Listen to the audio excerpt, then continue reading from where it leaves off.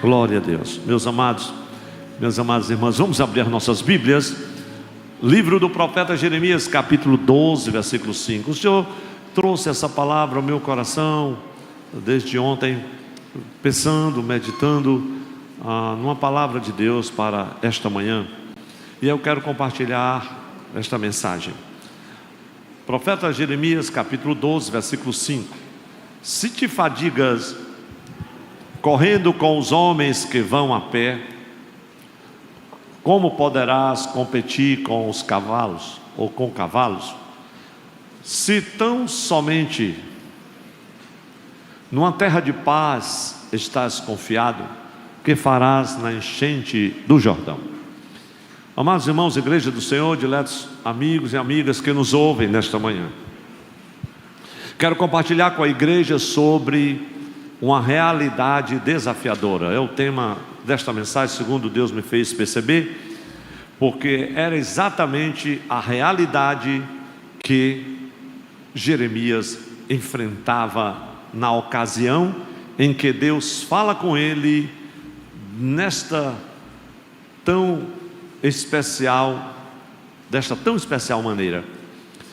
E eu poderia fazer aqui um breve relato sobre a história, a vida do profeta Jeremias. Mesmo que fosse breve, ainda me demoraria, mas preciso fazer menção de alguns fatos que são marcantes na vida do profeta Jeremias, para que introdutoriamente possamos ir de encontro já ao cenário desta mensagem, ao contexto desta palavra que o Senhor inspirou ao nosso coração. Eu quero compartilhar com a igreja segundo a graça que o Senhor me conceder que fale. O profeta Jeremias foi chamado pelo Senhor desde muito jovem, e quando ele temeu ao chamado, o Senhor disse para ele: Jeremias, você não é uma criança que não possa atender o meu chamado. Desde o ventre eu te chamei. Eu programei um plano especial para que você falasse ao meu povo uma mensagem de restauração, uma mensagem de reconciliação, uma mensagem que trouxesse o povo de volta, que traga o povo de volta diante de mim, que restaure a sua fé, que restaure a sua confiança, que restaure a sua sorte. E Jeremias, em dado momento, e nós vemos isso logo no primeiro capítulo, ele teme diante do desafio. E meus irmãos, eu fico surpreso como Deus estava ali, e ao falar com Jeremias: olha, Jeremias, desde o ventre da tua mãe eu te chamei, eu programei todas essas coisas, e eu estou no controle de tudo, Jeremias. E eu me surpreendo porque Deus sabia muito mais da intimidade de Jeremias do que ele próprio. E eu quero dizer isso apontando para os meus irmãos e para mim: Deus te conhece muito melhor do que você a si mesmo se conhece. Apesar de você não ter um controle de tudo e de toda a programação, Deus está no controle de todas as coisas. Ele tem um plano e está disposto a seguir com esse plano e contar com a tua cooperação, porque Deus tem mais interesse, mais cuidado com a tua vida do que você próprio teria. Glória a Deus.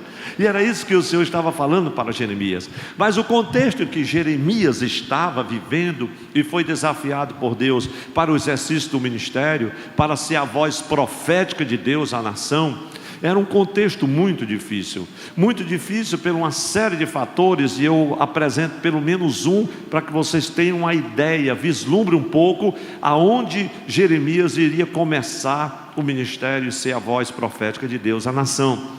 Na época do rei Acabe e Jezabel, a rainha Jezabel, sua mulher, foi implantado em Israel o culto a Baal. E o culto a Baal era algo tremendamente terrível para a fé do povo de Deus, porque era um culto em que envolvia até mesmo sacrifícios humanos, mas principalmente a prostituição chamada sagrada no culto e na liturgia do culto a Baal.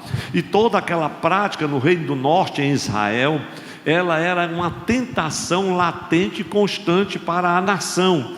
E é claro que isso influenciou e chegou até o reino do sul, onde estava Judá, onde estava Jeremias, ele que por 40 anos profetizou. Ele foi testemunha ocular do reinado de muitos reis em Israel e em Judá, de sorte que de todos eles são inúmeros, apenas Josias teve a coragem e se levantou e quebrou os altos e os altares, etc.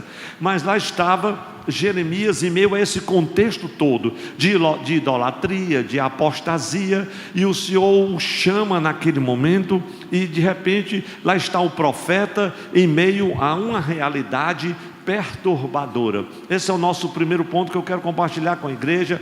O profeta diante de uma realidade realmente desafiadora, era algo terrível, e ele estava perturbado. Pastor, por que o senhor afirma isso? Eu vou afirmar isso com base no capítulo 11 de Jeremias. Você pode abrir o capítulo 11 de Jeremias comigo? Acompanhemos algumas coisas e você vai vai ter na verdade um vislumbre, porque eu poderia falar um pouco do capítulo 2, do 3, do 4, do 5, do 6, mas nós já estamos no 11. E nesse capítulo, aqui nós já temos assim um momento de ebulição, um momento em que o coração do profeta está abatido, abalado, e a sua fé também balança, a sua mente está conturbada, as suas forças estão se esvaindo. Na verdade, era uma realidade perturbadora. E veja como o profeta estava naquela ocasião.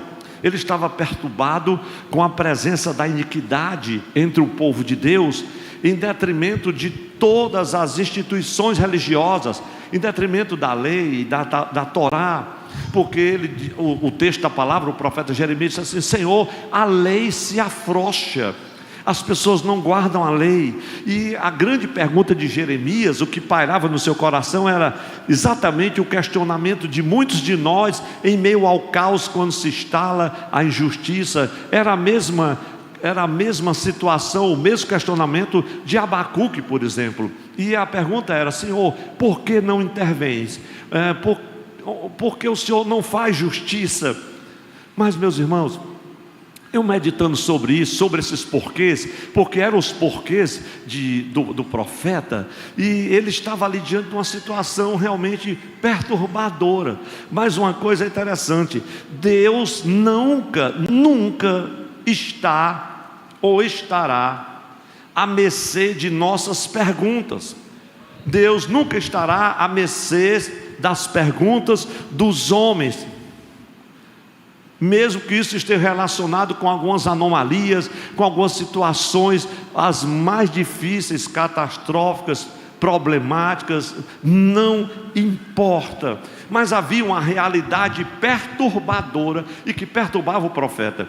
E veja agora, você que está com a Bíblia aberta, em Jeremias capítulo 11, eu quero apresentar um pouco desta realidade, começando do versículo 3.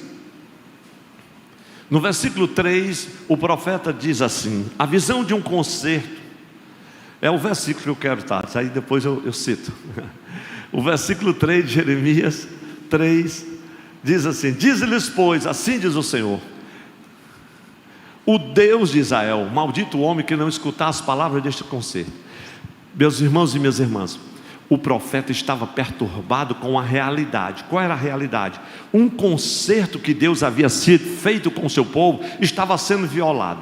Então veja a primeira coisa que Deus trouxe ao meu coração, desta realidade que perturbava o profeta: a visão de um concerto externo. O concerto externo estava feito, a lei estava escrita. A visão de um concerto externo é absolutamente destituído de valor, a não ser que tenha sido concebido no íntimo. O que Deus estava dizendo era o seguinte para o profeta: vocês têm um concerto, fizeram um concerto comigo, isso vem de Abraão, vem de Isaac, vem de Jacó. Os profetas falaram durante todo esse tempo, mas vocês estão violando o concerto. A lei está aí, mas a lei se afrouxa, porque, meus irmãos, a conversão sincera, ela só poderá ser confirmada se acompanhado de um compromisso. Se isto for vivenciado, glória a Deus, não é apenas ouvir a palavra, é viver a palavra. O próprio Senhor Jesus disse assim: se alguém me ama, guardará a minha palavra. Evangelho de João, capítulo 14, versículo 23. Meus irmãos, essa visão do concerto externo, existe um concerto, existe a palavra, e quanta mensagem, e quanta palavra, e quanto ensino, e quanta ministração, sim, e quantos cultos, e quantas celebrações, e que isso vai adiantar, se isso é destituído de um valor? Que valor, pastor? Aquele que é concebido no íntimo, aquele que é vivenciado, aquele que obedece, aquela obediência que, como eu disse no culto passado, não é uma obediência seletiva, porque uma obediência seletiva, na verdade, é apenas uma outra forma de desobediência. Ou seja, obedece em algumas áreas, seleciona o que quer obedecer. Obedece quando está em determinados ambientes e quando está em outros não. Quando está em determinadas situações e outras não. Quando é conveniente obedecer, essa obediência seletiva era um pouco daquela obediência. O concerto estava sendo violado porque estava na lei, estava escrito, mas não estava nas tábuas do coração. Por isso que Paulo disse: a verdadeira circuncisão não é essa que vocês faziam na carne, mas a que está feita no coração. Quem está entendendo, diga amém.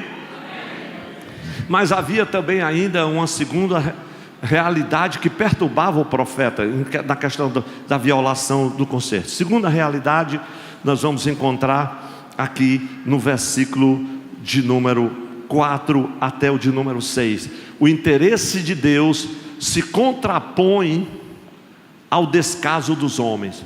Pastor, como assim? Veja os versículos 4 a 6 agora, como isso, meus irmãos, é incrível. Que ordenei a vossos pais, violar o concerto, que ordenei a vossos pais, no dia em que eu tirei da terra do Egito, da fornalha de ferro, dizendo: dai ouvidos à voz, a minha voz, fazer conforme tudo que vos mando, e vós me sereis a mim por povo, e eu vos serei a vós por Deus, para que confirme o juramento que fiz a vossos pais. Veja que a questão, a inviolabilidade do concerto era fundamental para que o Senhor confirmasse a promessa, dar-lhes uma terra que emanasse leite e mel, como se vê neste dia. Então eu respondi e disse: amém, ó Senhor. E disse-me o Senhor: apregou a Jeremias todas estas palavras na cidade de Judá e nas ruas de Jerusalém, dizendo: ouvi as palavras deste concerto ouvi e cumpri. É possível que muitas vezes você escute a mensagem, você até pregue a mensagem, e quando você, antes de chegar em casa, você já é desafiado a colocar em prática aquilo que você ouviu e aquilo que você pregou. Mas é interessante, meus irmãos, aqui o interesse de Deus diante do descaso dos homens. Sabe por que ainda hoje eu estou pregando essa mensagem como Jeremias pregou naquela época? Por causa do interesse de Deus, da bondade de Deus, da misericórdia do Senhor, de abençoar, de fortalecer, de resgatar, de cuidar. Glória a Deus. Mas ainda uma realidade que perturbava o profeta, e essa realidade você já encontra no versículo de número 8, um sentimento, sabe, irmãos, de insuficiência ante a expectativa de perder a bênção. Muitas vezes esse sentimento de insuficiência, de impotência, ele vem e você se sente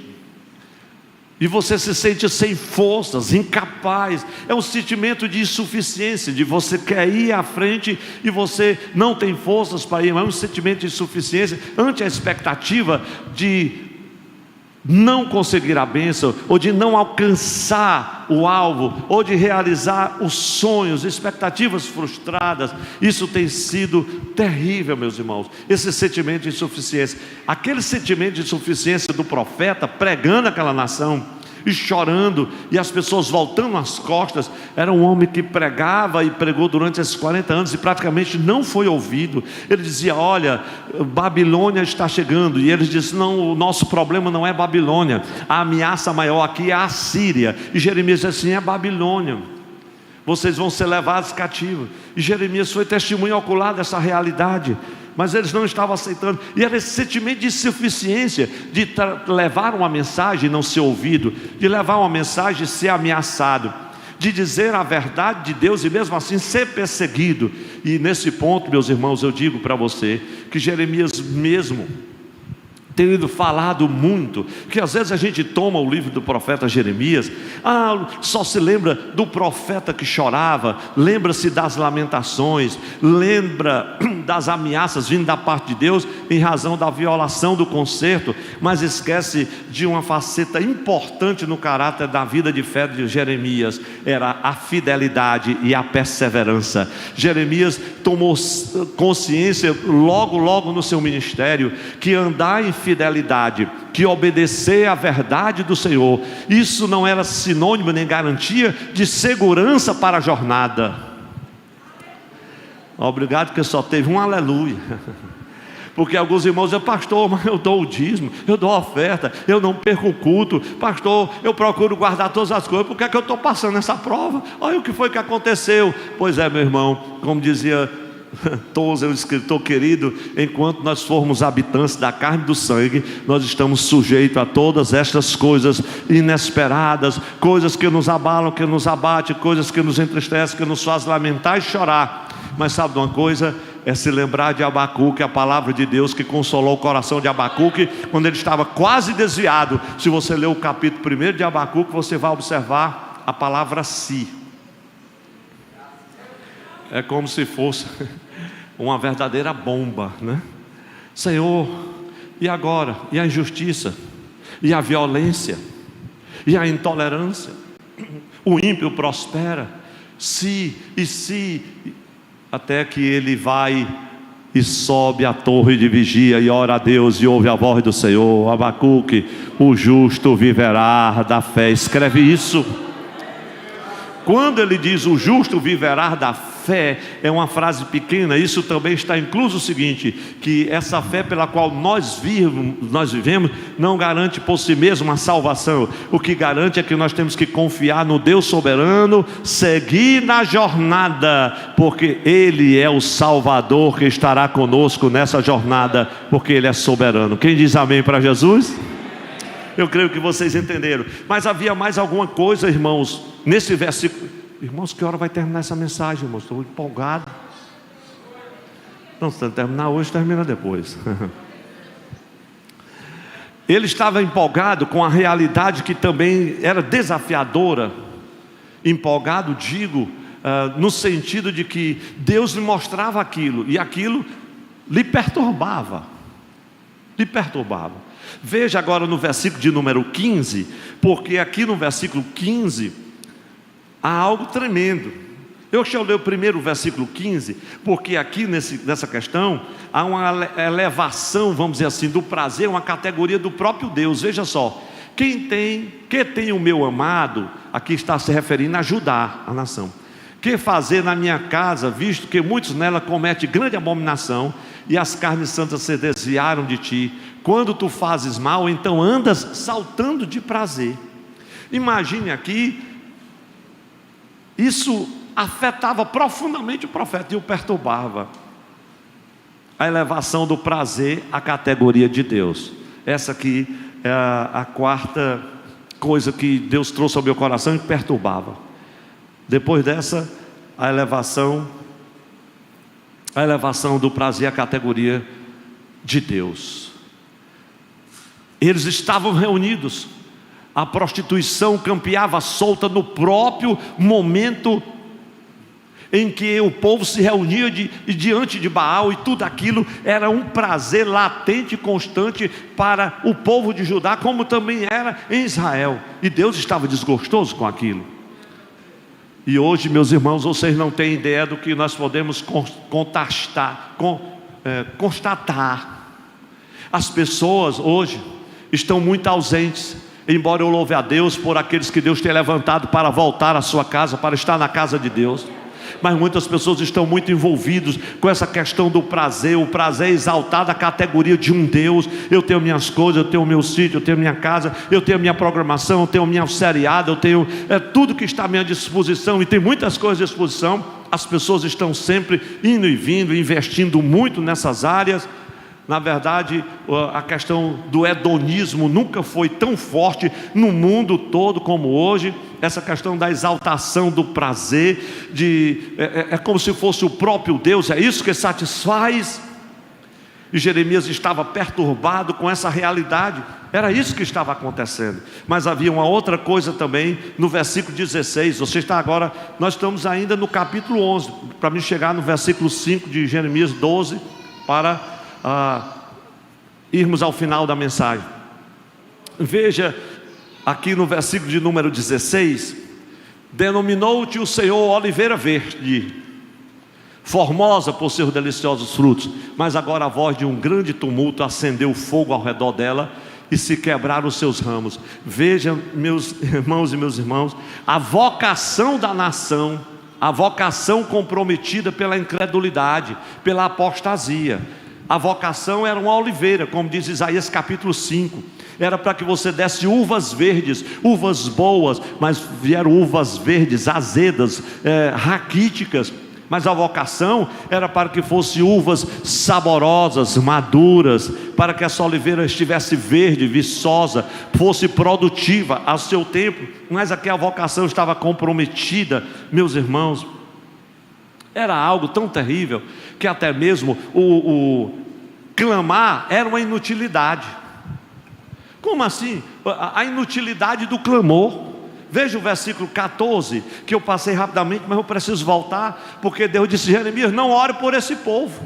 Esse povo tem uma vocação para frutificar, para abençoar. Olha o que está acontecendo. Jeremias capítulo 11, versículo 14, o que diz a palavra: tu, pois, Jeremias, não ore por este povo. É inutilidade do louvor. Não precisa mais orar. Como assim? Nem levantes por eles clamor, nem oração, porque não os ouvirei no tempo em que eles clamarem a mim por causa do seu mal. Meus irmãos, minhas irmãs, veja como isso é terrível. Vocacionado, a nação foi vocacionada para brilhar, para ser o povo de Deus, para ser a luz do Senhor, para frutificar, para desfrutar, para abençoar. Em teu nome, ó Abraão, em ti serão abençoadas todas as nações da terra. Esse é o projeto de Deus. Mas agora essa oliveira não tem mais essa vocação. E aí Deus disse: olha, está se acendendo um fogo aqui e vai destruir isso. Era essa a mensagem de Jeremias. Mas ainda havia uma coisa mais grave, dos versículos 18 a 23, e aqui eu omito a leitura, mas dos versículos 18 a 23, vai, irmãos, perturbar ainda mais o profeta. Era a rivalidade no sacerdócio. A religião, meus irmãos, é um negócio tremendo. Mas antes da rivalidade do sacerdócio, deixe-me falar mais um ponto aqui nesse versículo 16, que me toca, e eu já ia passando. É a questão da religião sem poder, né? Religião sem poder, porque uma oliveira sem fruto, não há azeite, e azeite é símbolo de poder. E não havendo poder na igreja, não havendo poder na nossa fé, na nossa caminhada, na nossa mensagem, não vai exercer nenhuma influência redentora. Quem concorda diz amém. Meus irmãos, não tem influência alguma. É apenas uma reunião, é apenas um encontro. Isso não vai ter nenhum sentido. Mas quando alguém chegar aqui e colocar o pé na casa do Senhor, ele já sente, não é uma atmosfera, ele sente a graça de Deus. Porque a graça de Deus está permeando nos corações, nas nossas mentes, nas mensagens, nos louvores. Sim ou não, meus irmãos? É algo diferente. Oh rapaz, eu fui ao culto ali, gostei tanto, eu vou voltar, eu queria ficar aqui. Algo está acontecendo. Eu estou assistindo agora a mensagem na igreja. Aquela mensagem, a palavra. Ultimamente a pessoa disse: pastor, eu estava tão distante da igreja, mas eu descobri que na Assembleia de Deus, aí no Templo Central, vocês ainda cantam os hinos da harpa. Aí eu disse: Jesus. Ele disse: pastor, peça aquele ministro de louvor lá, o irmão, para cantar pelo menos uns 3, porque eu sinto tanta saudade. Interessante, irmão, os hinos da harpa. Nunca deixe de cantar esses hinos. É claro que a gente nunca deixou de cantar, mas, meus irmãos, essa religião sem poder, oliveira sem frutos, onde está a vocação? E isso não influencia ninguém, mas vamos agora à realidade, a rivalidade no sacerdócio. Aqui é uma grande história, daria uma mensagem, porque nesse contexto a gente vai lembrar de Jeremias, que vem lá de Anatote, aquele mesmo lugar onde na época de Salomão houve uma troca no comando do sacerdócio, né? Lá estava Abiatar, amigo de Davi, e Davi depõe Zadok, e é uma história muito grande, porque era de lá daquela terra que era Jeremias, que era chamada uma terra de bênção também. Mas ali se levantou, irmãos, uma rivalidade muito grande. Tinha cólera, tinha ira, tinha disputa, tráfico de influência, poder, opressão, execração completa da oposição ao sacerdócio. Pastor, eu não estou entendendo. Pois é, você não está entendendo porque você não milita nessa órbita do sacerdócio. Mas por aí afora você não imagina o que está acontecendo. Essa rivalidade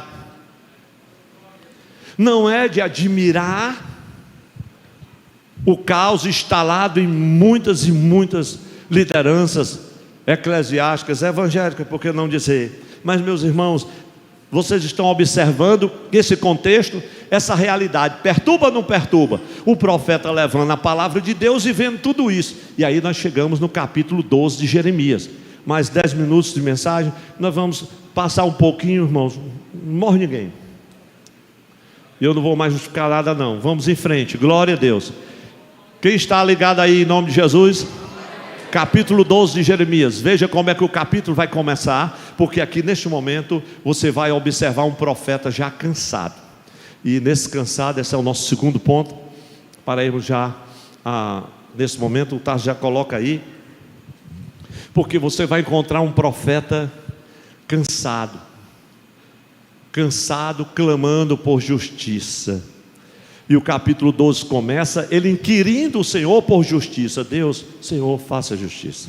Meus irmãos, às vezes nós temos esse hábito de pensar sobre justiça, de inquirir sobre justiça, quando é relacionado com outras pessoas. Mas você já imaginou, se Deus fosse cobrar de cada um de nós por nossas próprias justiças, nós estaríamos em maus lençóis, se não fosse a misericórdia do Senhor. Enquanto o profeta estava cansado, em seu ânimo, abatido, Deus disse: Jeremias, não ore mais. Já pensou?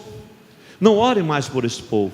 Ele estava cansado de pregar e as pessoas voltarem as costas, ameaçado, perseguido. E nós vamos encontrar a história de Jeremias, quando ela vai na frente, ele chegou a ser preso, chegou a ser agredido, ameaça constante de morte, conspirações as mais diversas. Mas aqui você encontra o profeta realmente abatido. E é isso que eu quero compartilhar com você. Eu não anotei, mas eu quero pelo menos trazer aquilo que Deus trouxe no meu coração, meus irmãos, porque enquanto ele estava assim, abatido, abalado, aí Deus faz uma pergunta para ele: Jeremias, você está abatido por tudo isso que você está vendo? Prostituição na hora do culto, o povo se curvando a Baal, voltar as costas para mim, apostasia para todo lado. Você fala, é mesmo que nada. Jeremias, você está abatido? Então me diga uma coisa, Jeremias 12:5: se te fadigas correndo com os homens, veja que é correndo, se te fadiga correndo com os homens que vão a pé, como poderás competir com cavalos? Se tão somente numa terra de paz estás confiado, quer dizer, só na hora boa você está seguro? Que farás na enchente do Jordão? E aqui nós estamos dentro de um contexto que diz respeito a nós hoje.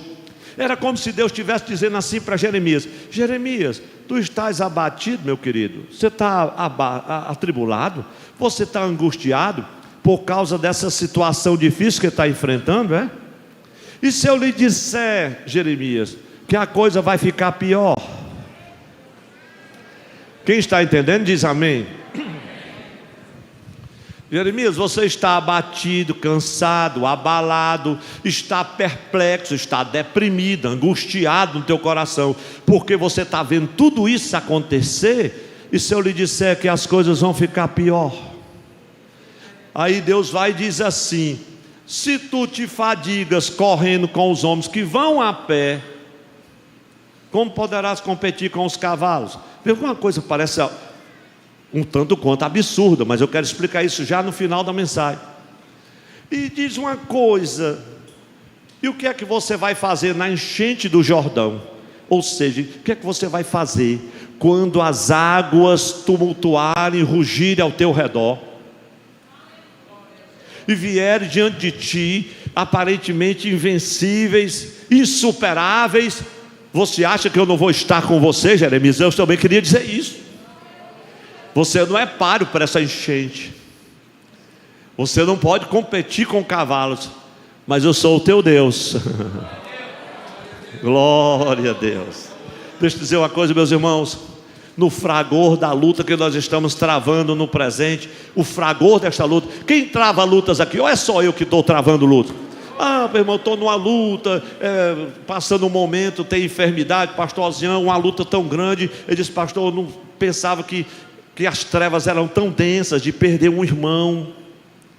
Pastor Arimatea perdeu a esposa, 44 anos. Os irmãos vislumbram um pouco do que é isso, sabe, irmãos? O fragor da luta que nós travamos no presente é grande mesmo, e pode fragilizar nossas forças para a batalha do futuro. Mas é nessa hora que Deus diz assim: olha, eu estou contigo quando tu vai a pé, caminhando, correndo com os homens, e eu te preparo para competir com cavalos. Você não é páreo para uma enchente em meio ao fragor e às lutas, mas eu continuo sendo o teu Deus. E é nesta hora que vem as incertezas quanto ao futuro. Sim ou não, meus irmãos? Você está cansado. Aquela conquista do nosso espaço de realização, enfim, o nosso sonho. E você olha para um lado e para o outro, e a visão do futuro parece comprometida pela uma ausência de vitória. Sim, e o Senhor vai agir quando? Ele pode até demorar, porque Ele não vai agir como você está pensando, mas Ele está no controle de todas as coisas. Glória a Deus. E aqui o homem de Deus é surpreendido pelo Senhor com essa pergunta, e na verdade ele apresenta uma solução para você não cansar e nem esgotar-se no momento de luta. É lutar e vencer. Lutar e vencer. Se você olhar assim na direção de quem está ao seu lado, diga assim: lutando e vencendo. Lutando e vencendo, lutando e vencendo. Então guarda o teu coração, porque de tudo que tem que guardar, guarda o coração. Pastor, e o que é que eu tenho que fazer? É esperar no Senhor. Correrão e não se cansarão. Caminharão e não se fadigarão. Glória a Deus. Mas eu quero agora concluir a mensagem falando sobre o desafio. Porque o profeta se perturba com a realidade, está cansado com aquela realidade e pergunta a Deus por justiça. E Deus diz a ele, faz uma pergunta: olha, se você está fadigado, cansado, nessa situação, correndo com aqueles homens que vão a pé, como poderás competir com os cavalos? Que farás na enchente do Jordão? E aqui Deus, diante da perturbação dele, interessante, Deus podia dar uma palavra de conforto, era, não é verdade? Preparar, como fez para Elias, um pão e uma água, aquela águazinha turbinada que só Deus prepara. Você toma água e caminha 40 dias, só Deus pode preparar uma água dessa. Quem sabe alguns irmãos aqui estão turbinados pelo Senhor, né? Em meio a momentos difíceis, é ou não é verdade? Deus dá uma graça e você enfrenta. Como é que aquela irmã está aguentando isso? Como é que está passando esta luta, essa situação? É a graça do Senhor sobre você, meu irmão, minha irmã. Aí veja, Deus, em vez de dar uma palavra assim para Jeremias, eu vou te fazer um desafio. Aí faz um desafio para ele competir com os cavalos. Mas meus irmãos ficam assim pensando: o que é um homem? Um homem não é páreo para um cavalo. Ele tem muito mais força, muito mais resistência. Mas o que Deus está dizendo aqui, meus irmãos, é o seguinte: que nós vamos competir com aquela força. É uma força que não é do homem, mas que Deus pode nos habilitar para ter. Glória a Deus. Ele nos habilita para esta competição, para esse enfrentamento. São forças sobrenaturais que só o Senhor pode nos dar. Glória a Deus. Quantos reconhecem as limitações humanas que são grandes, mas que o nosso Deus é poderoso? É Jesus minha força, nós cantamos aqui na igreja. Mas quando a gente chega, antes de chegar em casa, já está com vontade de desistir da vida. É Jesus minha força, meu amado Senhor. Se Ele é o guarda, não tenho temor. Eu desejo encher-me do teu grande amor. Por isso tranquilo, não tenho temor. Glória a Deus. Meus irmãos, reconhecer nossas limitações, era isso que Deus estava dizendo para Jeremias. Jeremias, você é limitado, você não compete com os cavalos, você não está fadigado até para andar com os homens, mas eu quero te dizer a você, que você pode competir sim, contra essas forças sobrenaturais. As tuas forças são limitadas, mas apesar das tuas fraquezas, das tuas limitações, você vai poder enfrentar essas forças que são maiores do que você, essas dificuldades que são maiores do que você, porque você vai ser potencializado por Deus. Eu quero convidar a igreja para ficar em pé, enquanto os músicos chegam até aqui, possam ser potencializados por Deus, irmãos, com confiança, resolutos, indo de encontro à batalha, como Daniel foi, como, meu Deus, como tantos outros servos de Deus, como Davi, como Sansão. Glória a Deus. Mas o segredo da vitória qual é, meus irmãos? É ir no nome do Senhor. Tem um segredo que Davi dá lá em 1 Samuel 17. Levante a mão assim comigo, a igreja, para dizer comigo: do Senhor é a guerra. Vamos dizer mais alto: do Senhor é a guerra. Agora, eu não sei, isso é bem didático, mas se não incomodar o irmão, diga assim: o que farás na enchente do Jordão?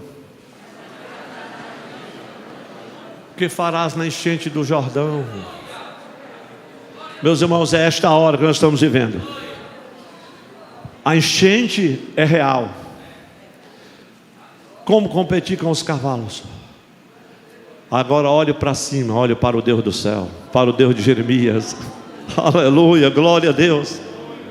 A nossa reação em tempo de crise, a nossa reação diante dessa situação toda, vai ser a nossa confiança em Deus que vai nos potencializar, glória a Deus, para o dia mau. Vai ser a nossa confiança em Deus que vai nos ajudar para esse enfrentamento deste momento, essas lutas. Meus irmãos, tem irmãos lutando, eu ficando pensando, eu vendo o desespero dos irmãos, da igreja, das pessoas lá em Petrópolis, no Rio de Janeiro. Só em a gente olhar, a gente já fica abatido. Meu Deus, Senhor, e se fosse eu? Se fosse... Você vê os pais desesperados, mães desesperadas, famílias inteiras ainda soterradas. Ninguém sabe mesmo o desfecho de tudo aquilo, só em olhar. E eu fico imaginando ali meu querido amigo pastor Timóteo Ramos de Oliveira, que é cearense, que é o pastor daquela igreja.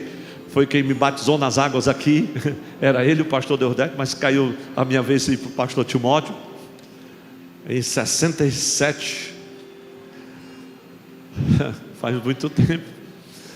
E ele está lá com a igreja, mas o Brasil todo se solidarizando, as pessoas indo, e eu fico assim olhando, meu Deus, o que fazer num tempo desse? Qual é a nossa reação num tempo de crise? Crise existencial, material, espiritual. É a enchente do Jordão, meus irmãos. É hora da igreja levantar os olhos para cima e dizer: Senhor, Tu és o soberano. Eu vou continuar nessa jornada pela fé, confiado no Senhor. A perda é grande, a dor é grande, a luta é grande, a situação é terrível, mas maior é o meu Deus que vai me potencializar para competir com forças maiores do que as minhas, glória a Deus, para enfrentar enchentes terríveis e dizer como o profeta Isaías no capítulo 43: quando passares pelas águas, elas não te submergirão. Quando você passar pelos rios, eles não vão te afogar. Não temas, eu estou contigo. Eu sou o teu Deus. Aleluia. Que te tomo pela tua mão direita e te digo: não temas, eu te ajudo. Deixa a sua mão levantada. Aqui tem um moço que está diante do Senhor. Quer aceitar Jesus? Quer aceitar Jesus como Salvador? Tem mais alguém que queira vir aos pés de Jesus? Vamos aplaudir melhor o Senhor. Alguém que queira se reconciliar, venha correndo à presença do Senhor. Glória a Deus. Aleluia. Você que está em casa ouviu esta mensagem. Você não é páreo para essa enchente que você está enfrentando. Você não está conseguindo nem sequer andar com os homens que vão a pé ou correr. mas o teu Deus não te deixou só. Em vez de você inquiri-lo a respeito de justiça, de providências, talvez, irmãos, e eu quero dizer para vocês com convicção, sabe o que mais afligia Jeremias? Era a demora de Deus. Por que tu não intervém, Senhor? Por que a tua providência está demorando? Até o Senhor vai esperar quando para poder fazer justiça? E Deus disse: eu não estou apressado, Jeremias. Você está fadigado com o quê?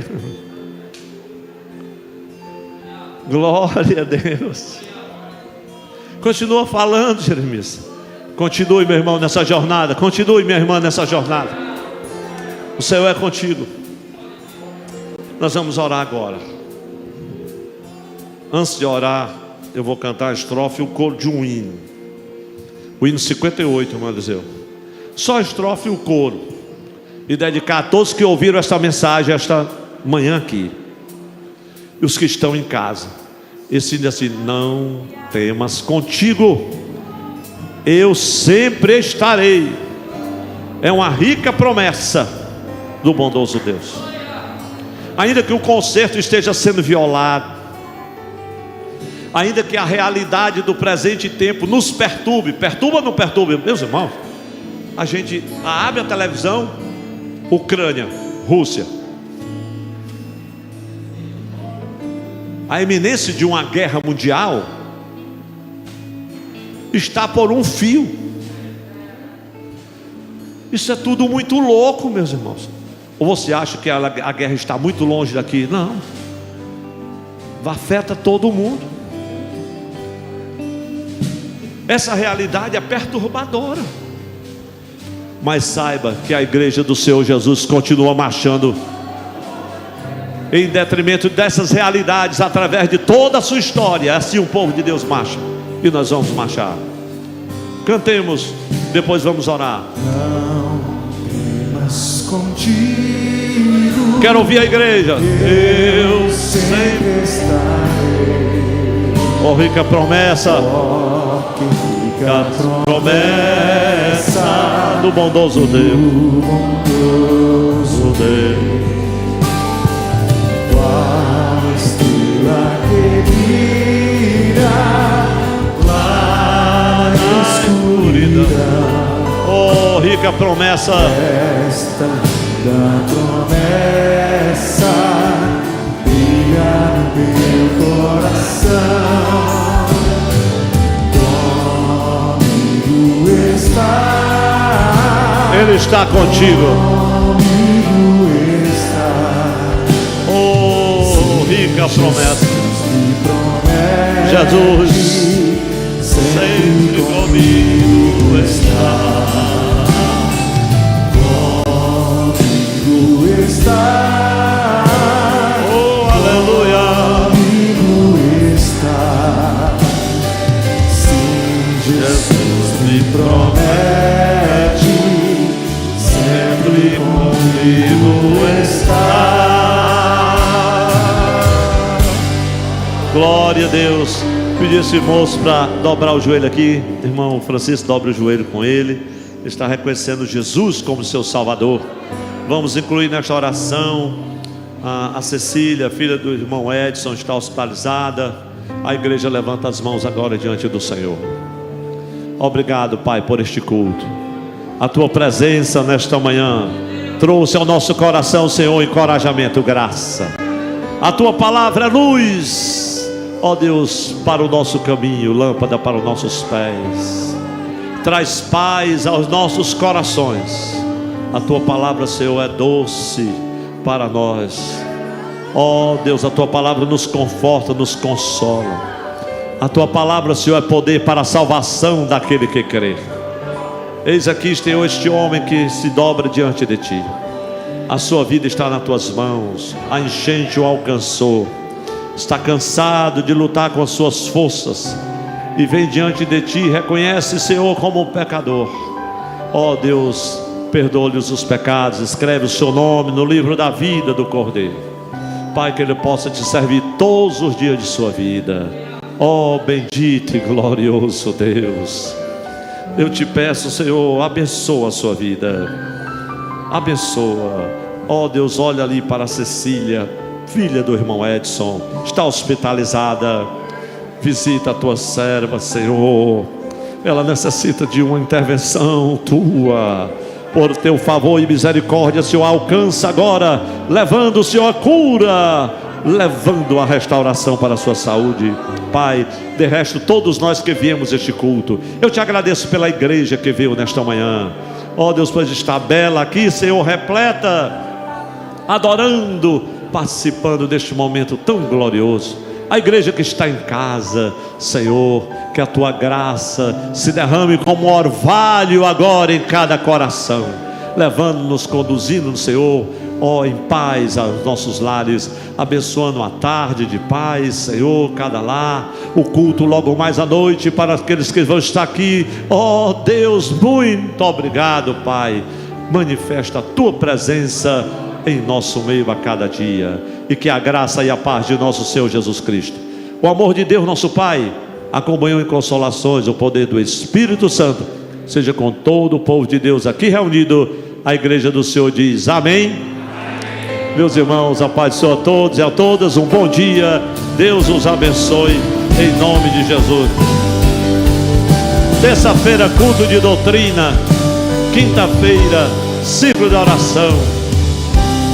Deus os abençoe.